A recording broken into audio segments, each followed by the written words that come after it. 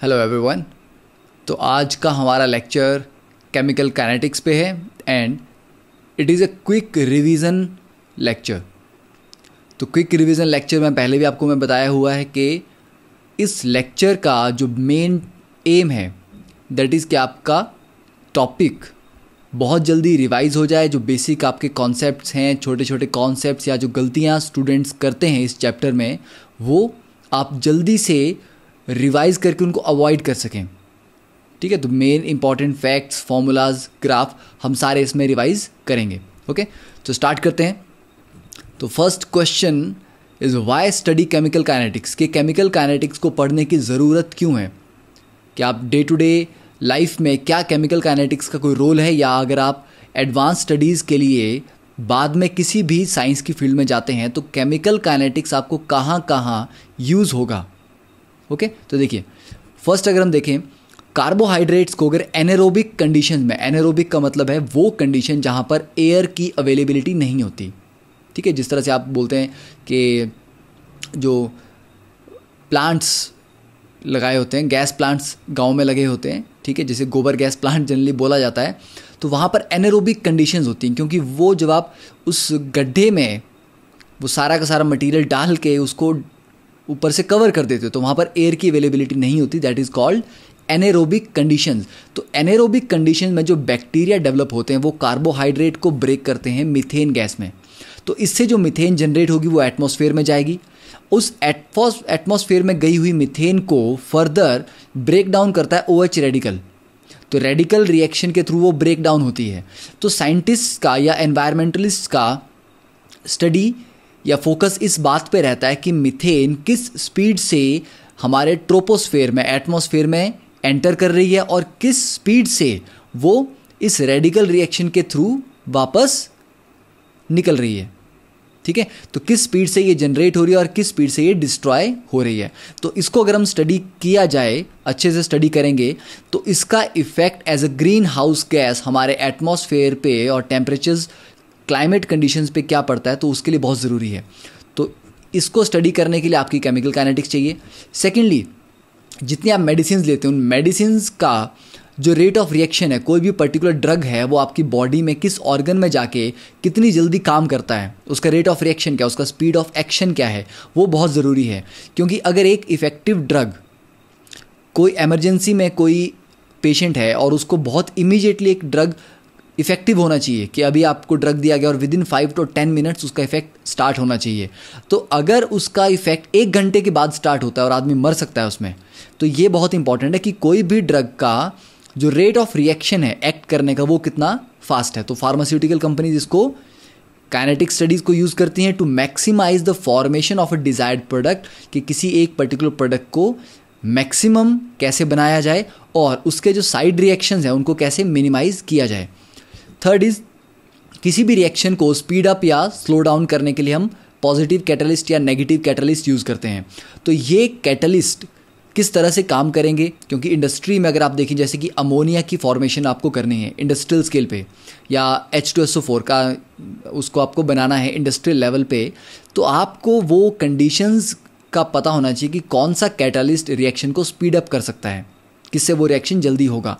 तो catalytic analysis के लिए आपको केमिकल काइनेटिक्स आनी चाहिए।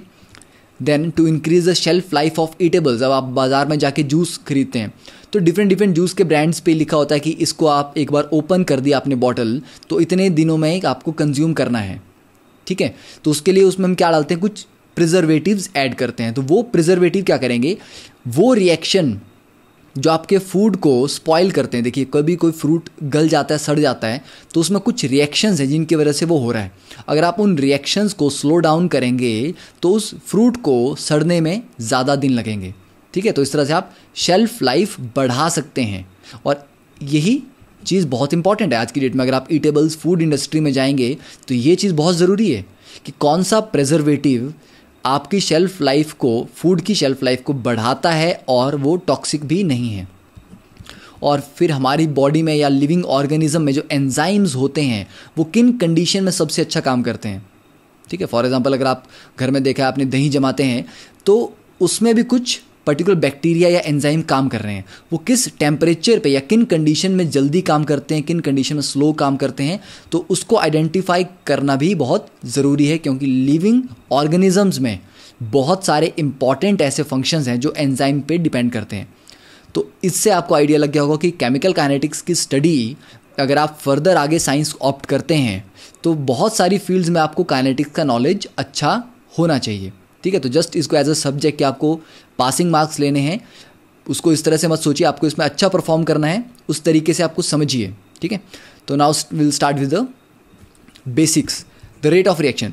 देखिए केमिकल काइनेटिक्स में हमारा पर्पज़ क्या है, केमिकल काइनेटिक्स में हम 3 तरह के रिएक्शंस पढ़ते हैं।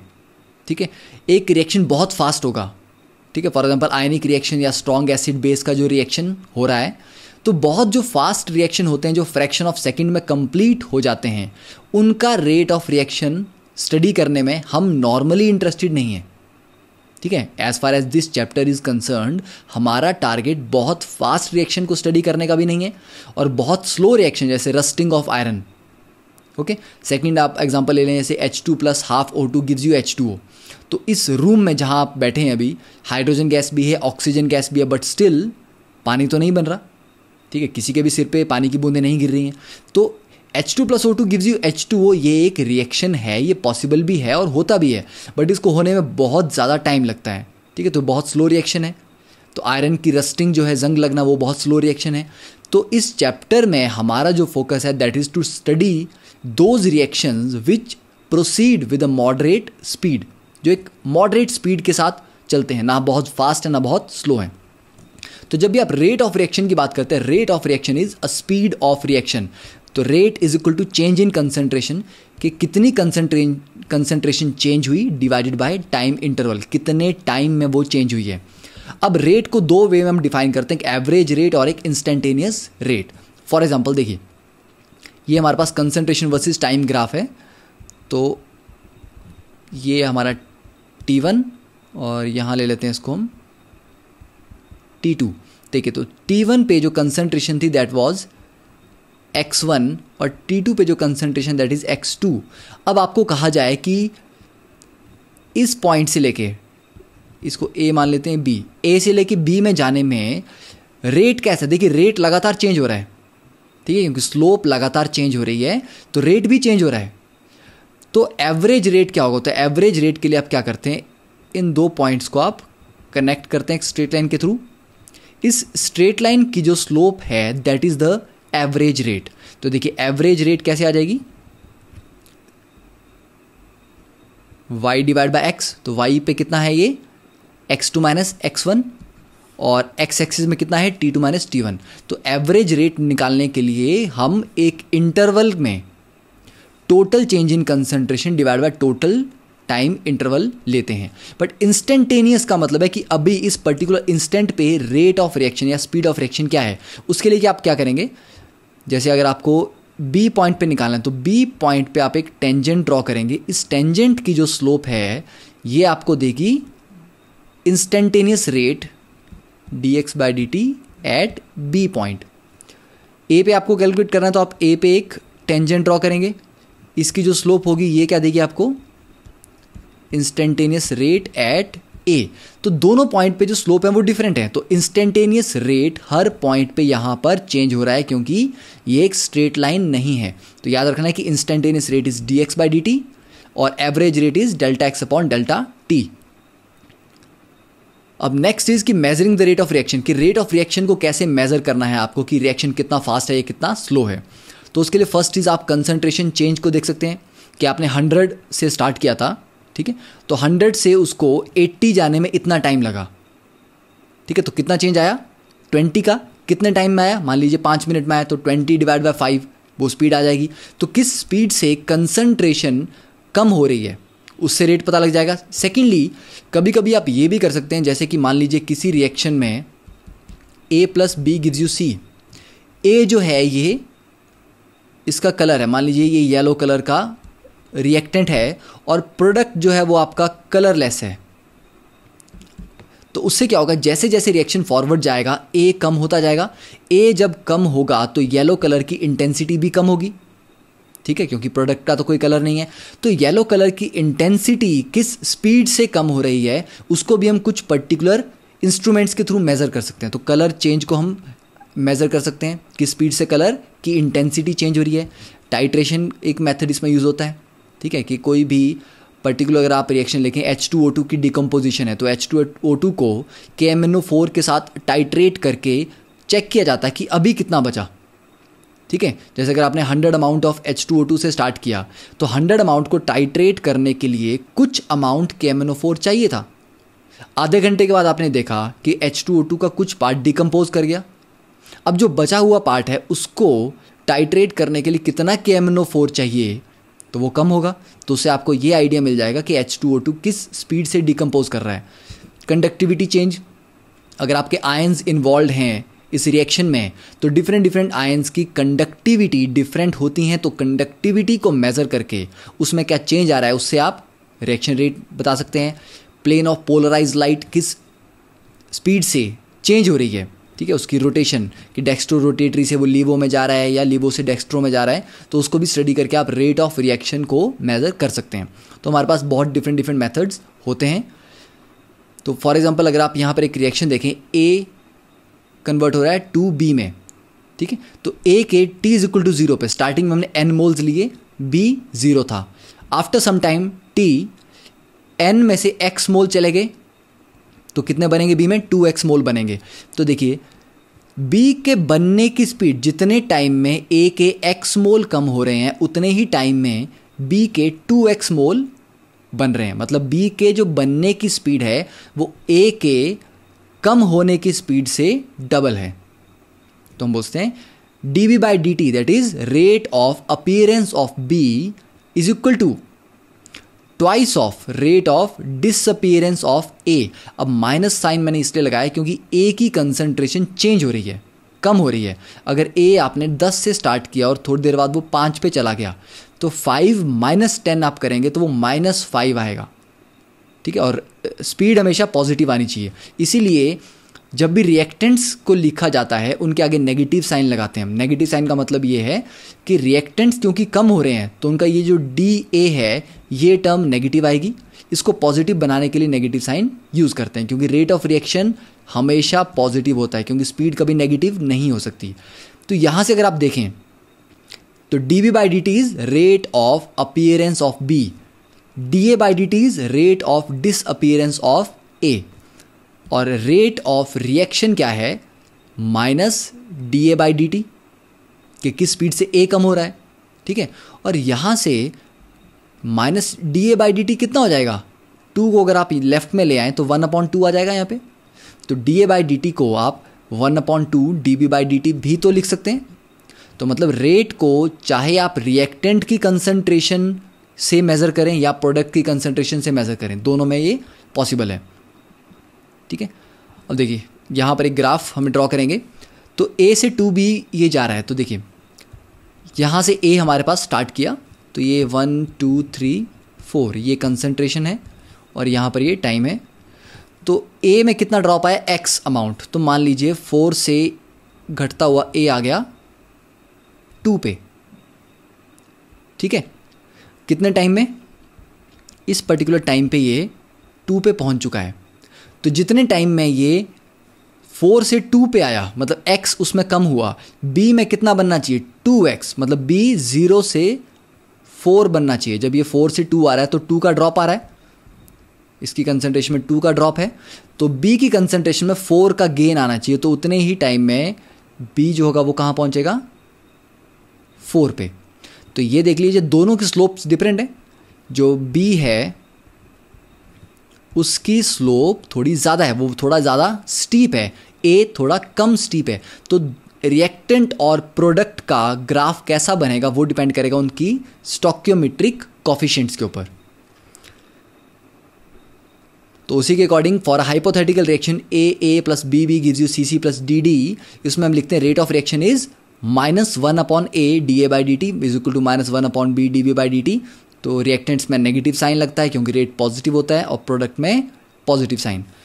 तो rate of reaction phrase has no meaning if a balanced equation isn't given. मतलब आपको कहा गया है कि अमोनिया के बनने का रेट ऑफ रिएक्शन कुछ पर्टिकुलर की वैल्यू आपको दी गई है, ठीक है, या उसके रेट कांस्टेंट के की वैल्यू आपको दी गई है, बट उन्होंने ये स्पेसिफाई नहीं किया है कि अमोनिया के जो बनने का रिएक्शन है वो N2 plus 3H2 gives you 2NH3 है या half N2 plus 3/2H2 gives you NH3 है। जब तक आप रिएक्शन लिखेंगे नहीं, देखिए रिएक्शन दोनों ठीक हैं पर दोनों में स्टोइकियोमेट्री का डिफरेंस है। पहली रिएक्शन में 1 मोल N2 3 मोल H2 से कंबाइन करके 2 मोल अमोनिया दे रही है, दूसरे में हाफ मोल N2 1.5 मोल H2 से कंबाइन करके 1 मोल अमोनिया दे रहे हैं। तो जब भी रेट ऑफ रिएक्शन कभी आप लिखें तो आपको इक्वेशन दी होनी चाहिए इन दोनों के अकॉर्डिंग, इन दोनों इक्वेशंस के अकॉर्डिंग अगर आप K को कैलकुलेट करेंगे तो वो डिफरेंट आ जाएगा, ठीक है। तो रेट ऑफ रिएक्शन ध्यान रहे जब भी आप डिफाइन करते हैं तो आपके पास एक बैलेंस्ड इक्वेशन होनी चाहिए, स्टोइकियोमेट्रीज डिफाइंड होनी चाहिए। Next is the factors affecting rate of reaction. First thing concentration.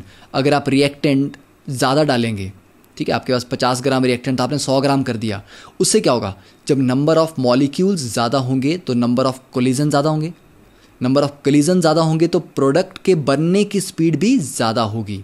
कि 100 कोलिजन अगर आपको 10 प्रोडक्ट मॉलिक्यूल दे रहे हैं तो 200 कोलिजन आपको 20 प्रोडक्ट मॉलिक्यूल देंगे, ठीक है। तो उतने ही टाइम में अगर हम नंबर ऑफ कोलिजन को बढ़ा सकें तो नंबर ऑफ प्रोडक्ट मॉलिक्यूल जो बन रहे हैं वो भी बढ़ेंगे, ठीक है। तो more concentration leads to more number of collisions which leads to more formation of product in a given time. Second is physical state. देखिए सिंपल एग्जांपल आपको देता हूँ मैं कि अगर आप एक नमक का क्रिस्टल, ठीक है, NaCl का क्रिस्टल उसको पानी में डालें और दूसरी तरफ नमक का पाउडर NaCl पाउडर्ड फॉर्म में उसको पानी में डालें, कौन जल्दी डिजॉल्व होगा? ऑब्वियसली पाउडर होगा। क्यों? क्योंकि उसका फिजिकल स्टेट कैसा, पाउडर्ड फॉर्म है, उसका सरफेस एरिया ज़्यादा है, ठीक है।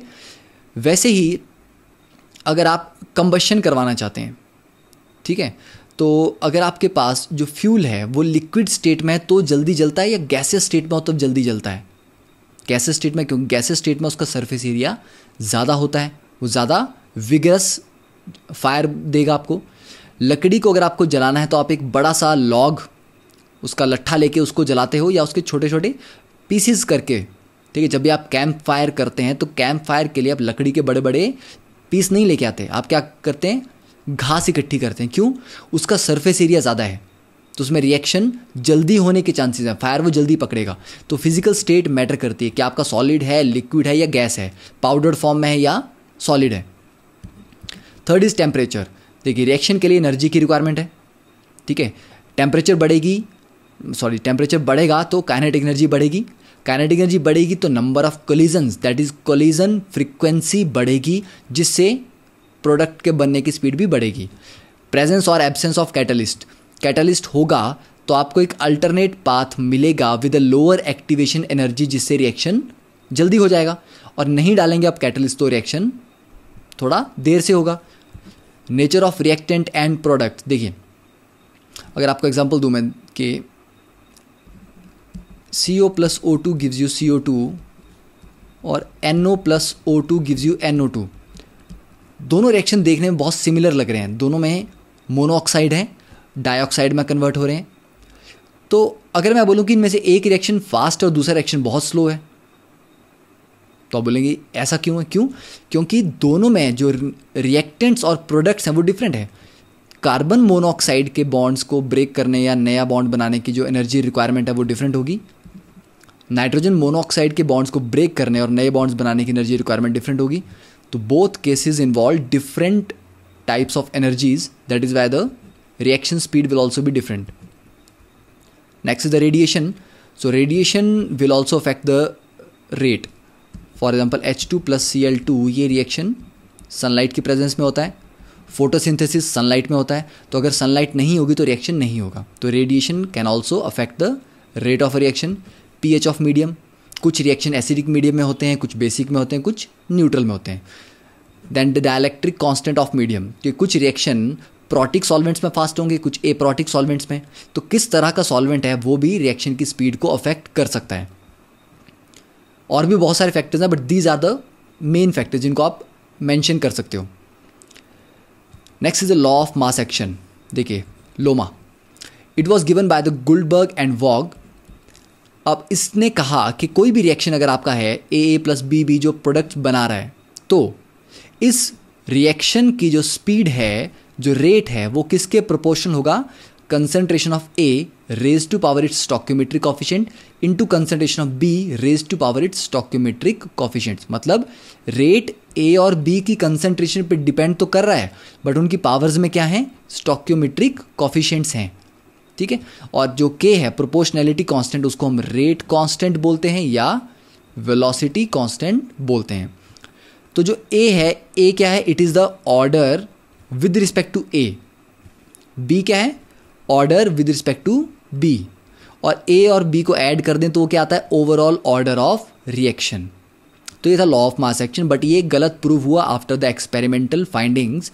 तो जो नया लॉ आया उसने कहा कि ठीक है, जो आपका रेट है वो ए और बी की कंसंट्रेशन पे डिपेंड करेगा, बट जो रेज टू ये पावर्स हैं एक्स और वाई, ठीक है, जिनको आप ए और बी लिख रहे थे, ये जो ऑर्डर्स हैं ए और बी के रिस्पेक्ट में, ये स्टोइकियोमेट्री के बराबर हो भी सकते हैं और नहीं भी हो सकते, ठीक है। मतलब अगर आप 2a प्लस बी ये रिएक्शन आपका प्रोडक्ट बनाता है, तो इसका जो रेट है वो के, तो वो ए की कंसंट्रेशन पे डिपेंड करेगा, बी पे भी डिपेंड करेगा, पर रेज टू पावर ए की पावर 2 हो ज़रूरी नहीं है, हो भी सकता है, नहीं भी हो सकता।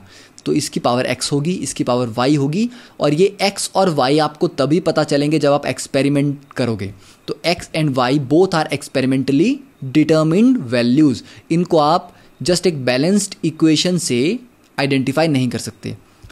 सेकेंडली, ये दे मे और may not be equal to stoichiometric coefficients. तो ये स्टोइकियोमेट्रिक कोफिशिएंट्स के बराबर हो भी सकते हैं और नहीं भी हो सकते। Third is the order may be positive, negative, zero, integer और फ्रैक्शन। कि जो x और y हैं ये पॉजिटिव वैल्यू हो सकती हैं, नेगेटिव वैल्यू हो सकती हैं, जीरो भी हो सकता है, और फ्रैक्शनल वैल्यू या इंटीग्रल वैल्यू भी हो सकती है, ठीक है।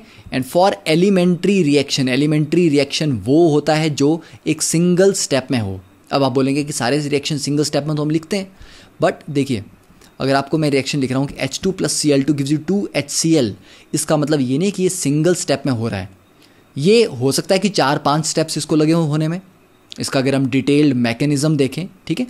तो ऐसे रिएक्शन जो एक ही स्टेप में कंप्लीट हो जाते हैं उनको कहा जाता है एलिमेंट्री रिएक्शन। उनमें जो ऑर्डर है वो मॉलिक्यूलैरिटी के बराबर होता है। मतलब उनमें आप बोल सकते हो कि जो स्टोइकियोमेट्री होगी वही एक्स और वाई के बराबर होंगे। किसमें? सिर्फ एलिमेंट्री रिएक्शन में। बट किसी रिएक्शन को देख के हम ये नहीं बता सकते कि ये एलिमेंट्री है या नहीं है। Okay, so that was the rate law. Units of K आप फाइंड कर सकते हैं concentration raise to power 1 - n into time raise to power -1। For example, अगर आपके पास जीरो ऑर्डर रिएक्शन है तो उसका के यूनिट्स क्या होंगे? मोल पर लीटर पर टाइम। तो टाइम को अगर सेकंड में ले तो मोल पर लीटर पर सेकंड। अगर आपका फर्स्ट ऑर्डर रिएक्शन है तो उसके यूनिट्स क्या होंगे? देखिए 1 - 1 0, सिर्फ पर सेकंड। सेकंड ऑर्डर रिएक्शन है तो लीटर पर मोल पर सेकंड। मतलब कभी कभी हमें क्वेश्चन में क्या होता है, के की वैल्यू दी होती है कि सपोज के दिया गया आपको 2.35 × 10⁻³ पर सेकंड, और ये नहीं बताया कि ये फर्स्ट ऑर्डर है, जीरो ऑर्डर है, सेकंड ऑर्डर है। तो इसके यूनिट्स पर सेकंड को देख के आपको पता चल जाना चाहिए कि ये एक फर्स्ट ऑर्डर रिएक्शन है, तो फर्स्ट ऑर्डर का फॉर्मूला हम यूज़ करेंगे। ओके, नेक्स्ट चीज़ देखिए, अब जैसे मैंने आपको एग्जांपल दिया था कि रिएक्शन को देख के आप उसके बारे में कुछ बता नहीं सकते। H2 + Br2 gives you 2HBr, देखने में बहुत सिंपल रिएक्शन लगता है, बट जब एक्सपेरिमेंटली इसका रेट लॉ डिफाइन किया गया तो रेट था, rate is equal to K1 concentration of H2 × Br2 raised to power ½ upon 1 + K2 × HBr divide by Br2। मतलब दो रेट कॉन्स्टेंट्स हैं, K1 एंड K2, ठीक है। तो ये फर्स्ट ऑर्डर होगा, जीरो ऑर्डर होगा, क्या होगा ये डिफाइन करना यहाँ पर पॉसिबल नहीं है। ये कॉम्प्लिकेटेड रिएक्शन है, देखने में सिंपल लगता है, ठीक है। और इसी की जगह अगर मैं एग्जांपल दूं H2 + I2 gives you 2HI, तो इसका रेट सिंपल है, H2 के रिस्पेक्ट में फर्स्ट ऑर्डर है और I2 के रिस्पेक्ट में भी फर्स्ट ऑर्डर है। तो रिएक्शन को देख के आप बता नहीं सकते। देखिए 2O3 गिव्स यू 3O2, अब यहाँ पर रिएक्टेंट क्या है, सिर्फ O3, ठीक है, बट रेट इक्वेशन में O3 भी है और O2 भी है, प्रोडक्ट भी रेट को डिफाइन कर रहा है। इस इक्वेशन में देखिए यहाँ पे HBr भी है जो कि प्रोडक्ट है, ठीक है, यहाँ पर CH3CHO कन्वर्ट हो रहा है CH4 प्लस CO में, और रेट है K into concentration of CH3CHO raise to power 3/2, जबकि यहाँ पर कॉफिशिएंट तो 1 है। तो रिएक्शन को देख के उसका ऑर्डर क्या होगा, उसका रेट एक्सप्रेशन कैसा होगा, ये हम नहीं बता सकते, ठीक है। और सेकेंडली वेरी इंपॉर्टेंट थिंग कि rate of reaction may depend on species other than reactants, कि जो रेट की इक्वेशन है ज़रूरी नहीं इसमें रिएक्टेंट्स ही आएंगे, इसमें प्रोडक्ट भी आ सकता है, इसमें कोई कैटलिस्ट भी आ सकता है जो कि ओवरऑल रिएक्शन में भी कहीं नहीं था, ठीक है। तो ये आपको ध्यान रखना है। सेकेंड इज के जो रेट कांस्टेंट है के, it depends only on temperature, only on temperature, ठीक है। और कैसे डिपेंड करता है ये हम पढ़ेंगे आर्हेनियस इक्वेशन में। सेकेंडली अगर आप टेम्परेचर बढ़ाते हैं तो के बढ़ता है, के बढ़ेगा तो रिएक्शन का रेट भी बढ़ेगा। और देखिए next is the graph between concentration and time. मैंने 3 ग्राफ यहाँ पर ड्रॉ किए हैं, तो 3 तरीके से सेम पॉइंट से कंसंट्रेशन स्टार्ट हुई। T3 में बहुत फास्ट ये कंसंट्रेशन कम हो रही है, T2 में थोड़ा स्लो, T1 में और स्लो। तो इसका मतलब हुआ जितना टेम्परेचर ज़्यादा होगा रिएक्शन फास्ट होगा। तो T3 बड़ा होना चाहिए T2 से, जो बड़ा होना चाहिए T1 से। और सिमिलरली अगर यहाँ पर आप K3 लिखते हैं और यहाँ पर K2 लिखते हैं और यहाँ K1 लिखते हैं, तो वैसे रेट कांस्टेंट K3 बड़ा होगा K2 से और बड़ा होगा K1 से, क्योंकि रिएक्शन जितना फास्ट होगा उसकी स्लोप उतनी ही स्टीप होगी। Next now will start with the zero order reaction. देखिए zero order reaction, for example reverse Haber process. Haber process क्या होता है, जिसमें अमोनिया बनती है, उसका हम रिवर्स कर देंगे तो 2 ammonia gives you N2 + 3H2 in presence of platinum. Platinum के सरफेस पे ये रिएक्शन कैटालाइज होता है, तो ये एक जीरो ऑर्डर है। फोटोकेमिकल रिएक्शंस जिनको बिना सनलाइट के हम नहीं करवा सकते, वो सारे जीरो ऑर्डर होते हैं। मतलब आप जितना मर्जी H2 ले लो, जितना मर्जी Cl2 ले लो, बट बिना सनलाइट के रिएक्शन स्टार्ट नहीं होगा। तो H2 के रिस्पेक्ट में भी जीरो ऑर्डर है, Cl2 के रिस्पेक्ट में भी जीरो ऑर्डर है। तो इन रिएक्शंस के लिए अगर आप इक्वेशन लिखते हैं A गिव्स यू प्रोडक्ट, तो रेट आ जाएगा K into concentration of A raise to power 0, that is सिर्फ K। तो रेट सिर्फ K के बराबर होता है। तो सॉल्व करने पे, इसको इंटीग्रेट फाइनली करने पे आपके पास जो इक्वेशन आती है that is CT concentration after time T is equal to C0 minus KT। किसके लिए, रिएक्टेंट्स के लिए, कि रिएक्टेंट की concentration after time T is equal to C0 जो कि है initial concentration of reactants minus KT। T half मतलब रिएक्शन को 50% जाने में कितना टाइम लगेगा, C0/2K। मतलब T हाफ आपकी इनिशियल कंसंट्रेशन पे डिपेंड कर रहा है। इनिशियल कंसंट्रेशन डबल कर देंगे तो T हाफ भी डबल हो जाएगा। और 100% रिएक्शन कंप्लीट करना कितना टाइम लगता है, डबल। मतलब आधा कंप्लीट करने के लिए C0/2K, पूरा कंप्लीट करने के लिए C0/K, ठीक है। इसको हम एक्सप्लेन करेंगे डिटेल में भी। अब अगर यहाँ पर तो था A गिव्स यू प्रोडक्ट, अब suppose NA gives you product, मतलब 2A या 3A दिया हुआ है, तब भी जीरो ऑर्डर है, तो rate is equal to K into A raise to power 0, तो ये K ही रहेगा। बट क्योंकि यहाँ पर N आ गया है स्टोकियोमेट्री में, इसीलिए आपकी अब जो फॉर्मूला आएगा वो होगा CT is equal to C0 minus NKT, और T हाफ हो जाएगा C0/2NK। ओके, तो ये ध्यान रखें आप। Next is the graph X। X is the कितना अमाउंट ड्रॉप हुआ है, ठीक है, कि आपकी इनिशियल कंसंट्रेशन C0 थी, उससे कितना कम हुआ, X कम हुआ। तो ये जो ड्रॉप है ये टाइम के साथ कैसे डिपेंड करता है, लीनियरली। जैसे टाइम बढ़ता है ये लीनियरली जाता है। तो आपको याद रखना है ये जो KT है ये KT ही X है, तो X is equal to KT। जैसे जैसे टाइम बढ़ेगा कंसंट्रेशन का ड्रॉप बढ़ता जाएगा, तो इसकी स्लोप K होगी। देखिए कंसंट्रेशन टाइम के साथ कैसे जाती है, लीनियर जाती है बिल्कुल, ठीक है। नेगेटिव आप देख सकते हैं यहाँ पे CT क्या है, Y is equal to MX plus C के साथ इसको कंपेयर कर सकते हैं, ये C आ जाएगा प्लस MX। तो कंसंट्रेशन कैसी है, स्ट्रेट लाइन इक्वेशन है विद अ नेगेटिव स्लोप, तो स्लोप इज -K, और ये आपकी इनिशियल कंसंट्रेशन थी और ये स्ट्रेट लाइन डिक्रीजिंग ग्राफ है।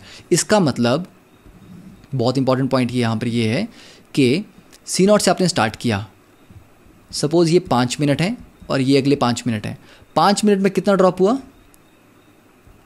X अमाउंट, अगले 5 मिनट में भी X ही ड्रॉप होगा, अगले 5 मिनट में भी X ही ड्रॉप होगा, मतलब equal amount drops in equal time intervals. ठीक है, मैं अभी इसको एक्सप्लेन करूंगा। देखिए पहले third graph, rate versus time. Rate तो क्या है, रेट इज के तो फिक्स है, के टेम्परेचर के साथ ही वेरी करेगा, तो जब तक टेम्परेचर कांस्टेंट है, के कांस्टेंट है, तो रेट भी कांस्टेंट है, having a straight line parallel to time axis.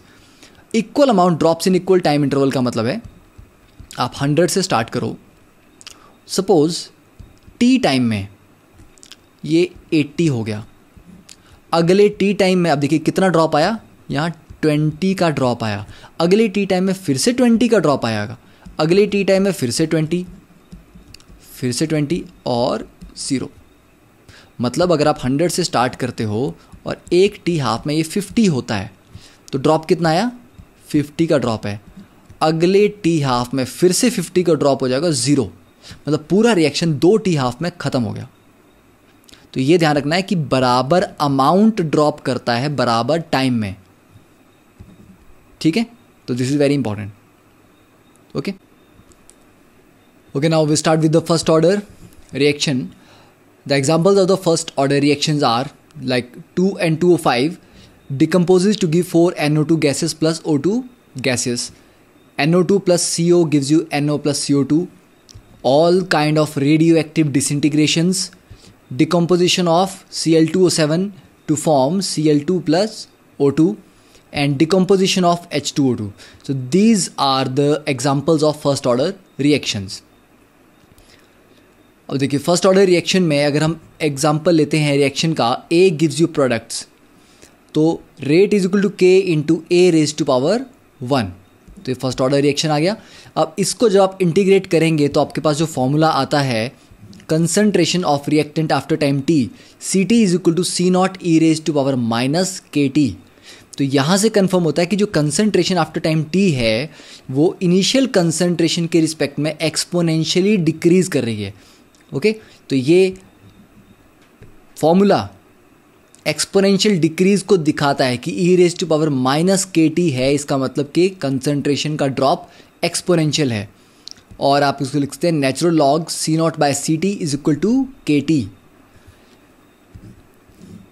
Another way to put it this into a form is K is equal to 2.303 upon T log C0 by CT, और first order के लिए जो half life period है T half, that is 0.693 divided by K। तो यहाँ पर ध्यान देने वाली बात यह है कि फर्स्ट ऑर्डर का हाफ लाइफ कंसंट्रेशन पे डिपेंड नहीं करती, it is independent of the concentrations. Secondly 75% reaction को कंप्लीट होने में कितना टाइम लगता है, डबल ऑफ T हाफ, कि 50% कंप्लीट होने में लगेगा 0.693 डिवाइड बाय K, और 75% कंप्लीट होने में लगेगा ट्वाइस ऑफ T हाफ, और 100% कंप्लीट होने में इनफाइनाइट टाइम, बिकॉज ये एक्सपोनेंशियली डिक्रीज करेगा, तो ये कभी भी एक्स एक्सिस को टच नहीं करेगा, जस्ट एक्सपोनेंशियली इसका डिक्रीज चलता रहेगा। तो देखिए इसमें आपको ध्यान रखना है कि ज़ीरो ऑर्डर में इक्वल अमाउंट ड्रॉप हुआ था इक्वल टाइम में, यहाँ पर इक्वल परसेंटेज ड्रॉप होता है इक्वल टाइम में। फॉर एग्जांपल अगर आप 100 से स्टार्ट करते हैं तो एक T हाफ में कितना चला जाएगा, 50। अमाउंट कितना ड्रॉप हुआ, 50 का अमाउंट ड्रॉप हुआ है, पर परसेंटेज कितनी ड्रॉप हुई, 50%, मतलब जो आपने इनिशियली लिया था उसका 50% कम हो गया।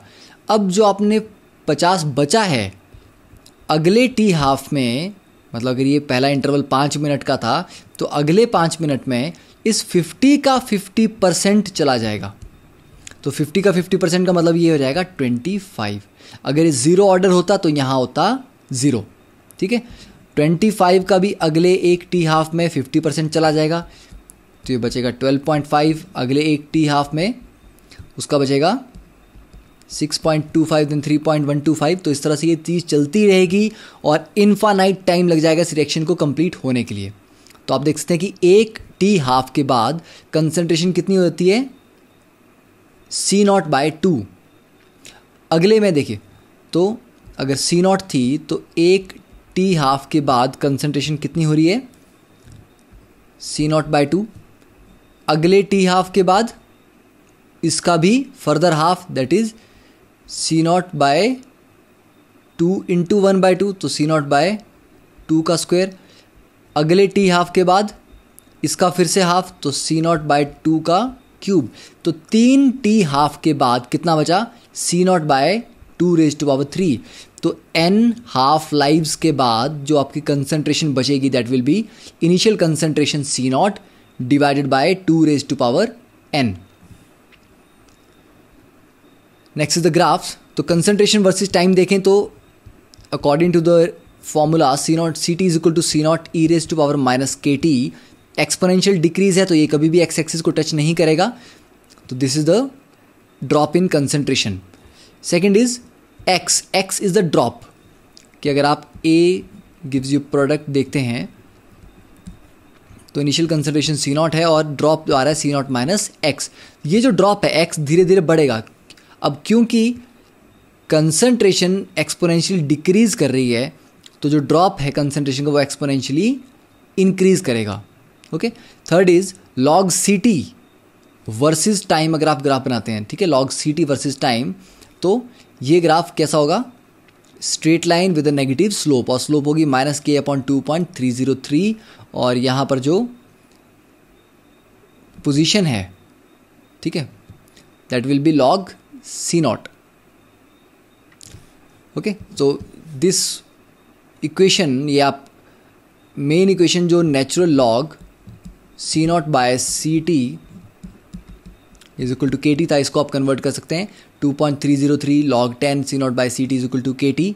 ठीक है, तो वहाँ से इसको कन्वर्ट करके आप इस फॉर्म में ला सकते हैं। अब जनरली कई बार क्वेश्चन पूछा जाता है कि फर्स्ट ऑर्डर रिएक्शन पे बैक्टीरियल ग्रोथ में क्या होता है कि बैक्टीरिया की जो कॉलोनी है वो कम नहीं होती, वो धीरे धीरे बढ़ती रहती है। तो उनकी जो ग्रोथ है जनरली वो फर्स्ट ऑर्डर रिएक्शन फॉलो करती है, फर्स्ट ऑर्डर रेट। तो उसके अकॉर्डिंग अगर आप देखेंगे तो यहाँ पर फॉर्मूला में थोड़ा सा डिफरेंट है। अभी तक जो जहाँ पर कंसंट्रेशन कम हो रही थी वो था नेचुरल लॉग C0/CT, ये है natural log CT/C0 is equal to KT। ठीक है, तो यहाँ पर ये ध्यान रखना है कि ये गलत नहीं लिखा है, उल्टा नहीं लिखा है, बल्कि फॉर्मूला इज CT/C0 और K is equal to 2.303/T log CT/C0, जबकि पिछले वाले फॉर्मूला में आपने क्या पढ़ा था, C0/CT। तो ये बैक्टीरियल ग्रोथ में ये फॉर्मूला जस्ट C0 और CT क्या हो जाएगा, इन्वर्ट कर जाएगा, उसका रेसिप्रोकल आ जाएगा। अब नॉर्मल रिएक्शन में T हाफ हम लेते थे 0.693/K कि कितने टाइम में कंसंट्रेशन हाफ हो जाएगी। बैक्टीरिया में क्या होता है, बैक्टीरिया में अगर आप A से स्टार्ट किया है अपने कंसंट्रेशन तो उतने T, उसको हाफ नहीं बोलेंगे, इसको T200 बोलेंगे, उसमें वो डबल हो जाएगा। मतलब 0.693/K टाइम में वो डबल हो जाता है। तो अगर उसको हम पहले 5 मिनट में ये A से 2A होता है तो अगले 5 मिनट में क्या हो जाएगा, ये 4A, इसका भी डबल, मतलब परसेंटेज इंक्रीज हो रहा है। देखिए A से 2A जाने में 100% का इंक्रीज हुआ है, तो 2A से 4A में भी फिर से 100% का इंक्रीज होगा परसेंटेज का, मतलब 2A में फिर से 2A ऐड होगा, 4A के बाद ये 8A हो जाएगा। ठीक है, तो equal percentage increase in equal intervals of time. Next is the second order reaction. तो सेकंड ऑर्डर रिएक्शन पे फॉर्मूलाज या प्रॉब्लम्स आपको जनरली नहीं मिलेंगी, क्योंकि हमारा जो सिलेबस है IIT का या PMT का सिलेबस वो बेसिकली जीरो ऑर्डर और फर्स्ट ऑर्डर रिएक्शन को ही कवर करता है। तो सेकंड ऑर्डर रिएक्शन फिर भी हम देख लेते हैं examples. Acetone plus I2 gives you CH3COCH2I plus H positive plus I negative, ये एक सेकंड ऑर्डर रिएक्शन है। Second is H2 plus I2 gives you 2HI। तो अब अगर आप रिएक्शन लिखते हैं कि A गिव्स यू प्रोडक्ट्स, तो इक्वेशन फाइनली जो फॉर्मूला आपके पास सॉल्व करके आएगा that will be 1/CT is equal to 1/C0 plus KT and T half will be equal to 1/K into C0। Okay तो यहाँ पर आप देखेंगे कि 1/ct को अगर आप y मान लेते हैं तो ये c प्लस एम एक्स, मतलब ये स्ट्रेट लाइन इक्वेशन है और इसके अकॉर्डिंग आप एक ग्राफ प्लॉट कर सकते हो। But a gives you product की जगह अगर आप 2a गिव्स यू प्रोडक्ट अगर आपका रिएक्शन है तो यहाँ पर kt की जगह 2kt आ जाएगा, और यहाँ पर अगर 2 की जगह n है तो यहाँ पर nkt आ जाएगा, और t हाफ में भी इसका चेंज मिलेगा आपको 1/2k c0। अब दूसरी ध्यान देने वाली बात यहाँ पर है कि t हाफ इनिशियल कंसंट्रेशन पे डिपेंड कर रहा है, अब इन्वर्सली डिपेंड कर रहा है। देखिए 0 ऑर्डर में डायरेक्टली प्रोपोर्शनल था, फर्स्ट ऑर्डर में इंडिपेंडेंट था, सेकंड ऑर्डर में इन्वर्सली प्रोपोर्शनल है। तो हम बोलते हैं कि T half concentration raise to power 1 minus n के प्रोपोर्शनल होता है। तो 0 ऑर्डर के लिए T half is directly proportional to c0, first order के लिए T half is directly proportional to c0 raise to power 0 that is independent of c0। Second order के लिए T half is inversely proportional to c0। Third order के लिए T half हो जाएगा inversely proportional to c0 का square. ठीक है, तो आप ये फॉर्मूला याद रख सकते हैं कि टी हाफ ऑर्डर के साथ कैसे वेरी करता है। अब last is the nth order reaction. देखिए nth ऑर्डर रिएक्शन में क्या है कि rate is equal to k into a raise to power n, तो ऑर्डर ऑफ रिएक्शन कितना है n। तो उसके लिए जब आप इक्वेशन को इंटीग्रेट करके सॉल्व करेंगे तो आपके पास ये एक इक्वेशन आएगी, और टी हाफ का जो फॉर्मूला है nth ऑर्डर के लिए that is this one. But ये फॉर्मूला फर्स्ट ऑर्डर के लिए वैलिड नहीं है। अगर आप n को यहाँ 1 पुट करते हैं तो 2 raise to power 1 minus 1 0 that is 1, 1 minus 1 is 0, 0 by something is also 0। तो ये n इज इक्वल टू 1 के लिए वैलिड नहीं है। बाकी किसी भी ऑर्डर के लिए आप टी हाफ का फॉर्मूला यहाँ से निकाल सकते हैं, बट आई थिंक उसकी ज़रूरत नहीं है क्योंकि इस फॉर्मूले को याद रखना ज़्यादा कॉम्प्लिकेटेड है, और 0 ऑर्डर फर्स्ट ऑर्डर का या सेकेंड ऑर्डर का टी हाफ याद रखना रिलेटिवली ईजी है। ओके तो आज के लेक्चर में इतना ही हम करते हैं। इन द नेक्स्ट लेक्चर जो आपका रिवीजन का जो नेक्स्ट पार्ट बचा है उसमें हम डिस्कस करेंगे the other aspects of the chemical kinetics that is Arrhenius equation, जो के की टेम्परेचर डिपेंडेंस है, एक्टिवेशन एनर्जी का क्या रोल है, और इफेक्टिव कोलिजन करवाने के लिए क्या क्राइटेरियाज होने चाहिए। Okay so thank you for time, have a nice day.